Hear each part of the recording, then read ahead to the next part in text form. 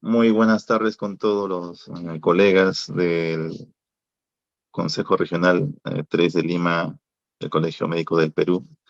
Muy bienvenidos a todos a este nuevo curso de Historia de las Epidemias en el Perú. En esta oportunidad vamos a llevar a cabo un curso de 12 sesiones en las cuales vamos a invitar a distinguidos colegas médicos de renombre como nuestro invitado de hoy para poder adentrarnos en el tema de las distintas epidemias que nuestro país ha sufrido a lo largo de su historia. En esta primera ocasión vamos a presentar al doctor Oscar Pamo Reina, reconocido médico peruano, especialista en medicina interna, es doctor en medicina, es académico de número de la Academia Nacional de Medicina del Perú, profesor principal de la Universidad Nacional Cayetano Heredia, e incluso hace poco, el mes pasado, presentó su nuevo libro, Casos Extraordinarios de la Medicina Peruana. Es autor de muchos libros. También es miembro de la Asociación Peruana de Historia de la Medicina. Mm, Previamente a su presentación, vamos bueno, a agradecer, ¿no? A nuestro decano del Consejo Regional 13, el doctor Hildauro Aguirre Sosa, por la oportunidad que nos da justamente de poder continuar con estos cursos de historia que brindamos a nuestros colegas, también al presidente de nuestro Comité de Cultura, el doctor Carlos Cornejo Vega, y por supuesto a nuestro decano del Consejo del Colegio Médico del Perú, el doctor José Urquizo Arestegui. También, dicho sea de paso, brindamos nuestros más fervientes saludos a todos los colegas por el día de hoy, el Día de la Medicina Peruana. Eh, Espero que estén todos pasando muy bien, así que vamos a compartir este primer tema, ¿no?, de este curso con la participación del doctor Oscar Pamo Reina, que disertará acerca de las epidemias en América precolombina. Doctor Oscar, buenas tardes y lo dejo a nombre, bueno, del curso, ¿no? Bien, muchas gracias. ¿Me permiten compartir? A ver, correcto.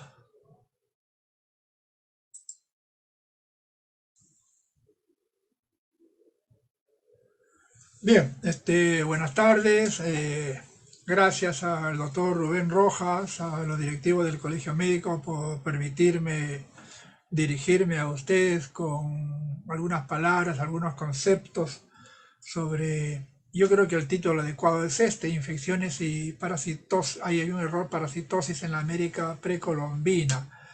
Eh, eh, Realmente hablar de epidemias en la América precolombina tendríamos que nosotros recurrir a los testimonios. Y en América precolombina, como no hubo escritura, entonces no hay testimonios. Y entonces nosotros recurrimos a lo que es la paleopatología. Hay varias definiciones, esta es una de ellas clásica. Esta disciplina nos permite conocer la historia natural de las enfermedades y de la salud en las antiguas poblaciones, ¿no? Y para eso nosotros recurrimos a las fuentes, ¿no? Pueden ser restos óseos, pelos, coprolitos, momias, y las representaciones que son muy importantes en cerámica, pintura, escultura, lógicamente a través de una adecuada interpretación. Y si hubiera, como las hay a veces, algunas fuentes escritas, ¿no? Entonces, con toda esta información podemos tener una idea de lo que ha ocurrido en el pasado con respecto a la salud y a la enfermedad. Pero la paleopatología tiene que recurrir a una serie de disciplinas para poder adquirir ese conocimiento del pasado. Está la anatomía macroscópica, la histopatología, la microbiología, la biología molecular, la genética y la imagenología, entre otras, ¿no? Todas ellas son muy importantes y el desarrollo de la tecnología médica nos permite conocer hechos que antes pues era imposible tener el conocimiento de ellos, ¿no? Entonces, y eso es lo que voy a mostrarle a grandes rasgos, ¿no? Eh, el hombre americano definitivamente habitó lo que ahora es el continente americano, es el Nuevo Mundo, es bien llamado Nuevo Mundo, porque fue lo último en poblarse, ¿no? Los homínidos aparecieron en el sureste africano, se desplazaron hacia el Oriente Medio, lo que ahora es Europa Central, y otro grupo se va hacia el sudeste asiático, luego hacia lo que ahora es la Oceanía, y el grupo que va hacia la extrema del Asia, en algún momento lo vamos a ver, en el último periodo de glaciación que ocurrió aproximadamente hace unos 15.000 años, permitió el pasaje del hombre asiático. Lógicamente ellos se desplazaban detrás del alimento, ¿no? Y se desplazaron a lo que ahora es el continente americano y poco a poco a lo largo de cientos y algunos miles de años lo fueron poblando, ¿no? Hay una serie de estudios de genética que confirman esto lo que les estoy mostrando, ¿no?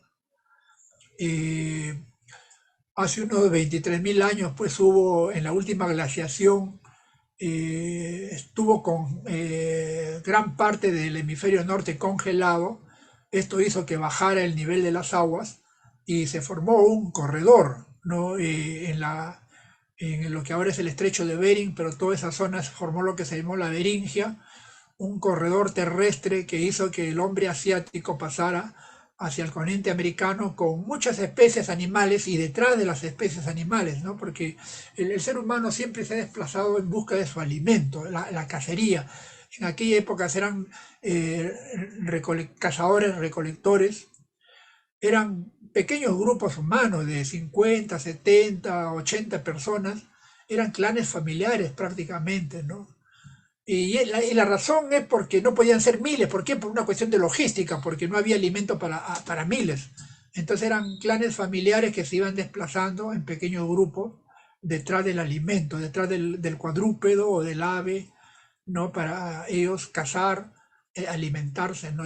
Y recolectaban los frutos que a ellos les parecía que no les producía daño, por supuesto, que ellos creían que podría alimentarlo y así fueron desplazándose y fueron poblando lo que era el norte del continente americano y así continuaron hacia el sur, ¿no? Y, y vamos a ver, ellos fueron portadores de muchas de las enfermedades que conocemos actualmente, ¿no?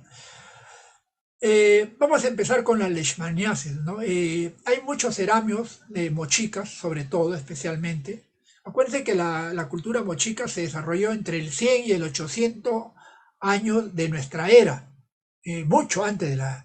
Acuérdense que la civilización incaica aparece en el 1400, 1500, ¿no? Hasta que con la llegada de los españoles se extingue, pero los mochicas estuvieron entre el siglo I, II hasta el siglo VIII de nuestra era, o sea, mucho antes, ¿no? Y ellos reprodujeron muchas cosas de la vida cotidiana y de la figura de las personas en sus ceramios, ¿no? Y como podemos ver nosotros aquí, ceramios con reproducciones humanas que tienen amputados la nariz, parte carcomido, parte del lóbulo superior, y que nos recuerda a la leishmaniasis cutáneo mucosa o espundia, ¿no?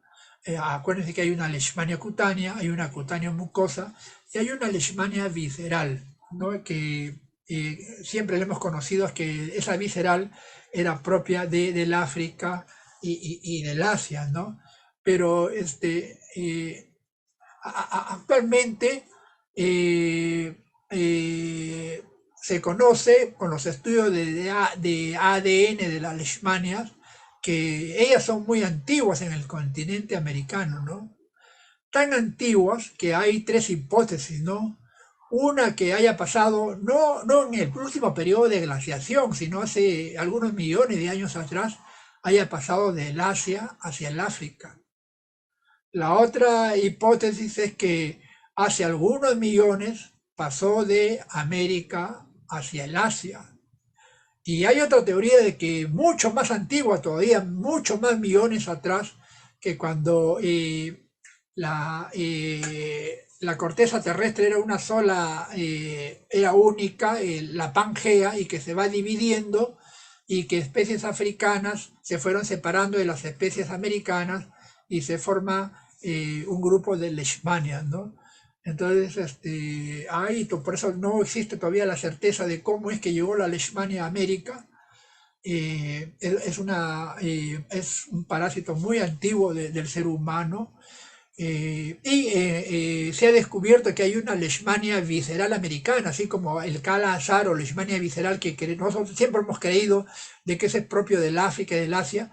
Hay una leishmania visceral de América, y eso es reciente, ha venido hace unos 500 años atrás por el Asia con perros hasta América Central, ¿no? Y produce una leishmaniasis visceral, pero que está localizada en esa zona en la América Central, ¿no? Pero ese sería el origen de esa leishmaniasis, ¿no? Pero la leishmania cutánea, la cutánea mucosa, parece que es mucho más antigua y cuyo todavía origen no está muy bien definido, ¿no? Enfermedad de Chagas. Es una enfermedad netamente americana. Esta es una momia inca que fue examinada en un congreso en Italia, y cuando hacen los estudios histológicos se encuentran que tenía Trypanosoma cruzi. Entonces, enfermedad de Chagas era propia de América también, y la padecieron lógicamente los pobladores de la América, ¿no? Yo diríamos más que epidemias, epidemia sería cuando hay un grupo nuevo que se infecta, hay una curva siempre, acuérdense, y luego se vuelve endémico, ¿no? Entonces, el Chagas es de origen americano. Yo no sé qué ha pasado con mis láminas. Se extiende hacia América del Norte, y los casos de Chagas que se han encontrado en Europa o en Asia, todos vienen de América, ¿no? Chagas es una enfermedad propia de América, ¿no? Estas son algunas fotos de los huesos con sífilis que publicó Tello en su famosa tesis, aduciendo, según él, que la sífilis provenía de América, ¿no? Si bien es cierto que los primeros estudios apuntaban de que se había originado en América, y luego cuando llegan los expedicionarios de Colón la llevan a América y en América se inicia una epidemia de sífilis, ¿no? En los siglos siguientes. Eh, Sin embargo, los estudios filogenéticos del treponema todavía lo ponen en duda esto, ¿no? Porque se ha encontrado, hay diversos estudios en restos, en óseos, de entierros hechos antes del descubrimiento de América, en Europa, en la cual se encuentran lesiones típicas de sífilis, ¿no? Entonces, se dice entonces que la sífilis ya existía en Europa antes que del descubrimiento de América. Acuérdense que nosotros tenemos el treponema pálido, hay básicamente cuatro, hay muchos otros, pero del punto de vista humano importante son el treponema pálido, que produce la sífilis, el endemicus, que produce el vegel o sífilis endémica, ¿no? El pertuene, que produce el pian o la frambesía, y el carateum, la pinta. El palidum, el endémico, y el pertuene son los que producen lesiones dérmicas y también producen lesiones óseas, ¿no? La diferencia está con el pallidum, que es de transmisión venérea, a diferencia de los otros son por contacto, ¿no? Los otros treponemas se adquieren por contacto. Entonces existe la hipótesis de que el treponema endemicus existía en Europa y en Asia antes del descubrimiento de América, Eh, Probablemente pasó también con los antiguos asiáticos que llegaron a América y en algún momento el treponema muta, cambia y adquiere esa transmisión venérea, ¿no? Esa sería la característica, ¿no? Entonces, pero parece mentira, todavía no está muy bien definido el origen de la sífilis a pesar de los conocimientos que tenemos actualmente, ¿no? Cuando los arqueólogos encuentran restos humanos, construcciones, uno de los detalles que ellos más, en los cuales están más interesados son en las letrinas. Ellos tratan, a diferencia del huaquero, ¿no? Que cava y destruye, no le interesa simplemente tratando de encontrar algunos objetos de valor. El arqueólogo hace un levantamiento sistemático de las construcciones antiguas, ¿no? Con medidas, fotografías, etcétera, etcétera. Y siempre se esmeran ellos en buscar la letrina, porque eso le da una idea de cómo vivía la gente en el pasado y qué cosa es lo que comía. Entonces ellos buscan los coprolitos. Los coprolitos son las heces apelmazadas, ¿no? Que con un tratamiento relativamente simple, ellos los disuelven y hacen el estudio microscópico. Entonces, fíjense, por ejemplo, han encontrado huevos de Diphyllobotrium pacificum, que es la tenia del pescado. Antiguamente se comía mucho pescado crudo, ¿no? Mucho más que ahora. Entonces, recién en los años, en la década de 1960, es que se halla este Diphyllobotrium pacificum, porque antes se creía que lo que teníamos nosotros era el Diphyllobotrium latum, pero no, era el Diphyllobotrium pacificum, y cuando se estudian los coprolitos, pues hace miles de años ya había Diphyllobotrium pacificum, ¿no? Entonces, para que vean que este parásito está mucho antes de lo que cuando los dieron a conocer, ¿no? Lo mismo se ha encontrado en los coprolitos huevos de Enterobius vermicularis, de Ascaris lumbricoides, huevo de Tichura trichuris, ¿no? Eh, Se ha encontrado también Yardialamblia. Entonces, uno se pregunta, ¿y cómo llegaron esto? Porque esto hay en todas partes del mundo. Entonces se vino en los intestinos del asiático cuando pasa, pues, hace 15.000 años pasa a América, se viene en el intestino de los antiguos pobladores, ¿no? Eh, eh, con los ancilostomidios y con el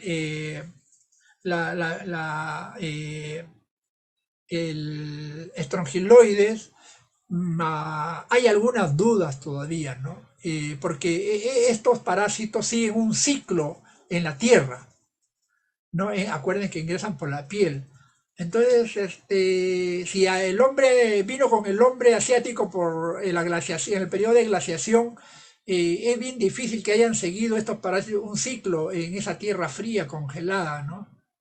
Y entonces, incluso esto ha llevado a algunos que de repente hubo una transmisión a través de pobladores que vinieron del África de frente hacia América. Esto está en duda, pero es una interrogante todavía no resuelta, ¿no? Pero la gran mayoría de parásitos intestinales que nosotros conocemos ahora vinieron pues en el intestino de los antiguos pobladores que se iban desplazando hacia el sur, ¿no? Eh, Hay bastante información de los coprolitos no, en todas partes de América y aquí también en el Perú. En las décadas pasadas comenzó a usarse la reacción en cadena de polimerasa y es así como se encontró, por ejemplo, la presencia del Mycobacterium tuberculosis en osarios, en momias, ¿no? Especie de Clostridium, el HTLV1. Y sobre eso vamos a tratar. Y como ya le dije antes, ya se había encontrado con microscopía electrónica el Trypanosoma cruzi y también se confirma con la reacción en cadena de polimerasa, ¿no? Que la Chagas es una enfermedad netamente americana, ¿no? Hay varios ceramios que nos muestran, como el que yo les muestro, este de cultura Chancay, un individuo con una erupción que sugiere, yo no podríamos estar seguros porque no hay ninguna fuente, pues descripción que realmente coincida con lo que nosotros conocemos que ahora es la bartonelosis humana o verruga peruana, ¿no? La fase verrucosa sugiere mucho, pero es muy probable que lo sea, ¿no? Pudiera ser otra enfermedad, no sé. Yo podría decir que esta es una neurofibromatosis de von Recklinghausen, por ejemplo. Por eso hay que tener mucho cuidado en las interpretaciones. Pero hay varios ceramios que tienen así este tipo de lesiones que sugieren hablan de la verruga peruana. La verruga peruana pues es una enfermedad con una geografía muy especial que se encuentra solamente en Perú, Ecuador y Colombia, ¿no? Hay una serie de cambios en el hábitat, por ejemplo, que se ha descrito en las últimas décadas, y, pero y ustedes saben que es producida por una bacteria, la Bartonella bacilliformes, que hay un mosquito transmisor del género Luxomia, pero esta es la típica localización. Todavía hay algunas interrogantes, ¿no? Nosotros conocemos, pues ya antes era 20, ahora debe ser una treintena o cuarentena de Bartonella, ¿no? Algunas de ellas muy conocidas que producen una serie de cuadros clínicos característicos. La pregunta todavía que queda flotando es cómo se desarrolló esa Bartonella ahí, ¿no? Y por dónde llegó, ¿no? Llegó con el hombre americano, una Bartonella y mutó, es una posibilidad, ¿no? Pero eso todavía los estudios filogenéticos no dan gran información al respecto, pero eso es lo que conocemos, que eh, con los cronistas, fíjense, esta es una descripción de Miguel de Estete, estamos hablando de 1533, 1552, cuando él escribe esta relación de la conquista del Perú. Acuérdense que Lima se funda en 1535, los españoles llegan hacia 1529, 1530 al norte de lo que es el Perú. Y en Coaque, pues, describen esta es una descripción de calenturas que mataban en 24 horas. Yo creo, aquí hay exageraciones, hay una fusión de conceptos. Recuerden que los cronistas eran soldados, muchos de ellos eran sacerdotes, leguleyos, no tenían una formación académica muy sólida. Entonces los conceptos, y muchos de ellos publican mucho después de lo que ocurre en los eventos. Entonces hay una confusión de conceptos, pero ellos a esta lesión le llaman verruga, de ahí queda el nombre, ¿no? A manera de viruelas, algunas como nueces de avellana, sangrando muchas de ellas. Esta es una descripción que efectivamente sugiere que cuando llegan a Coaque los españoles padecen la enfermedad de verruga. Lógicamente, acuérdense que esta es una enfermedad bifásica, tienen que haber sufrido las calenturas y después, algunas semanas después, no es inmediatamente, aparecen las verrugas, ¿no? Entonces, las verrugas sangrantes. Entonces, por las características, es probable que lo que sufrieron los españoles fue una enfermedad de verrugas, ¿no? Eh, cuando se establecen los españoles, ellos se trajeron enfermedades para las cuales la gran población indígena no estaba inmunizada. Entre otras, vamos a ver, estuvo la viruela y el sarampión. Entonces, mucha gente, imagínense, hay muchos testimonios en lo que es la conquista de México, de cómo las enfermedades, sobre todo lo que las características, la viruela mata, diezma a la población. Fue uno de los motivos por los cuales a los conquistadores les fue relativamente fácil conquistar toda esta zona. Y lo mismo sucede con lo que fue no hablemos de Perú porque Perú no existía, con lo que fue esta parte del continente. Entonces, por ejemplo, Sarmiento de Gamboa, fíjate, recién hacia 1579, o sea, más de 30 años como 50 años de que llegaron los españoles, él escribe pues que a Huayna Cápac le dio una enfermedad de calenturas, o sea, una fiebre. Otros dicen, fíjese, de viruela y sarampión, o sea, hay unas calenturas y se muere, ¿no?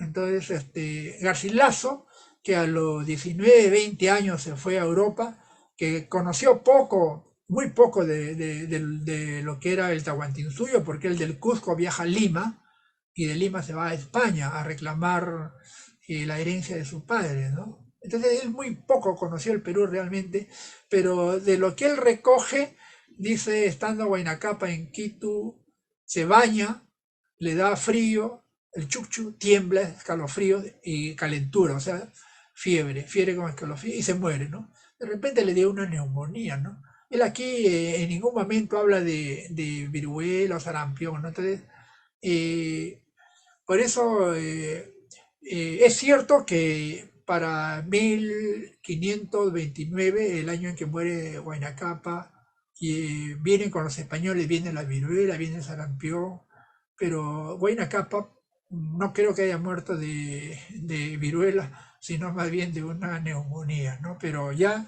eso fue lo que nos trajeron los españoles, ¿no? Hay varios ceramios en los cuales nos muestran la típica jiba, que es muy característica del mal de Pot, de la tuberculosis vertebral. Y hay una serie de estudios confirmados, por ejemplo, ahí a la derecha tiene una muestra radiológica de mal de Pot, de una momia precolombina en Colombia, ¿no? Debo recordar los estudios que hiciera el doctor Uriel García y se me va el nombre, Guido Lombardi, el doctor Guido Lombardi, cuya tesis fue justo sobre los hallazgos que encuentran en una momia precolombina, en la cual hay signos de tuberculosis pulmonar y vertebral, ¿no? Entonces la tuberculosis existía en América antes de los españoles, ¿no? Antes de la llegada de los españoles. La tuberculosis se vino con los antiguos pobladores, como es una enfermedad crónica, se vino y se fue transmitiendo de unos a otros, ¿no? Eh, a diferencia de otras enfermedades que van a aparecer después, que lo voy a mencionar más tarde, ¿no? El HTLV1, ustedes saben, son el HTLV1, el HTLV2, son retrovirus y inicialmente se descubrió una momia con HTLV1. Se asume que el HTLV1 vino con el hombre asiático hacia América y que el HTLV2 ha venido con los esclavos africanos traídos entre los siglos XVI, XVII, XVIII, ¿no?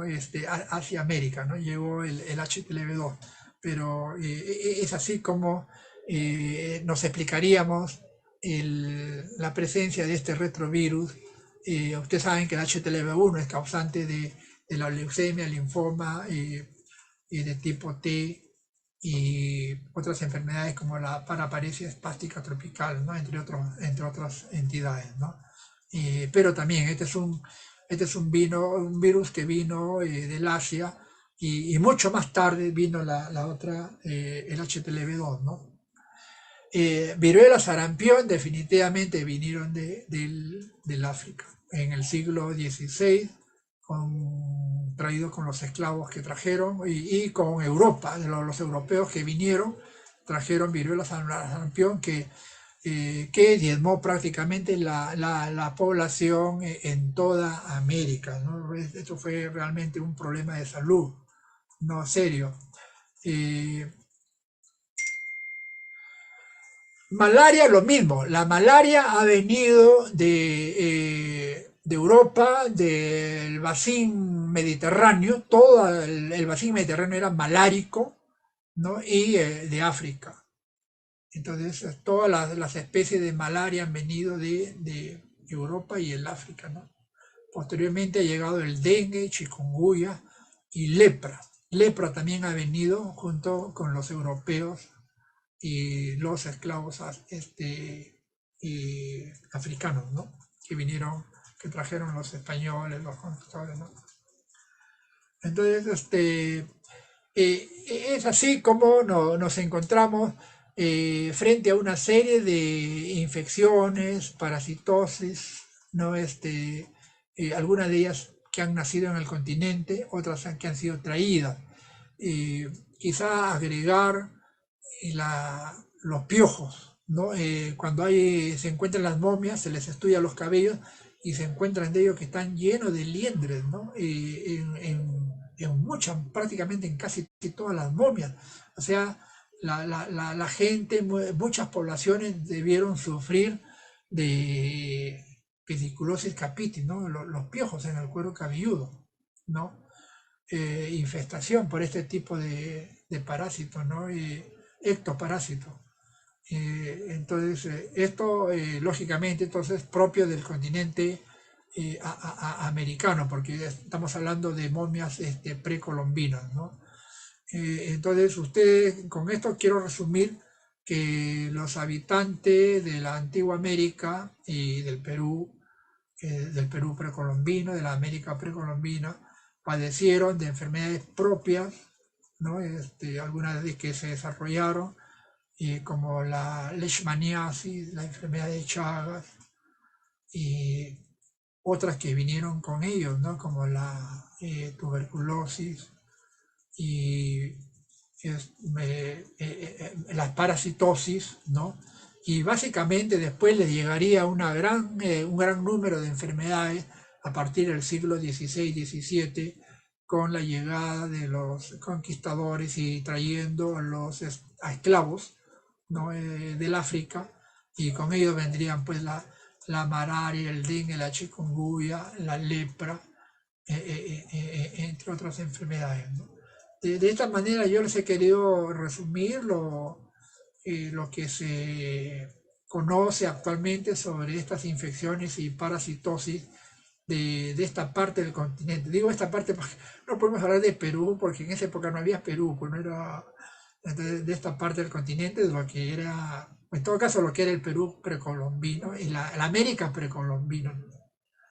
Es lo que les he querido traer, y no sé si ustedes tienen algunos comentarios, algunas opiniones al respecto, ¿no? Gracias.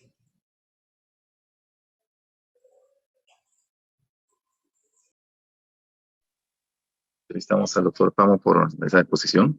Muy interesante el planteamiento y la información que ha departido en esta oportunidad. Y con el curso, la segunda ponencia, se nota la próxima semana, el próximo jueves.